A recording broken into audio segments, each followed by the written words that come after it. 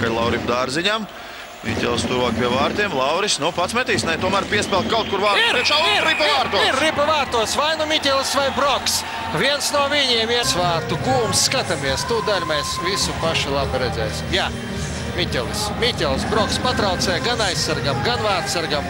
Bet Miķelis Rēdlis ieraidīja ripu vārtos, un viņam tie ir 13 vārti. Laurim Dārziņam sacītu 40. Tiesnesis parādīja. Cibuļskis tā diezgan nedraudzīgi apkampās ar Tolpēko.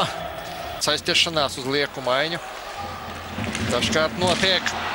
Un kļūdās. Kurš kļūdās? Broks Troters izskatās, ka neizmet karš. Skatāmies, jā, un Garos atņem viņam ripu un iemet to mūsu vārtos. 1-1. Paceļ vienkārši nūju, metiens starp kaisargiem un... Saprotams. Nav viņš no tiem atlētiskākajiem spēlētājiem. Un ripa vārtos! 2-1. Juris Štāls. Skatāmies. Lielā ātrumā. Un piespēle. Jēkabs Rēdlis. Gluži kā uzbrucējs. Jēkabs pieslēdzās.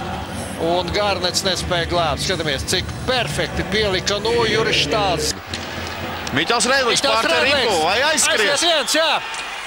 Un vārti! Lielisks pretuzbrukums. Miķelis Rēdlis. Rēdliham. Un trešie divās pēdējās spēlēs ļoti augstasinīgi. Starp kaisargiem Gārnetam. 3-1. Gar kaisargiem.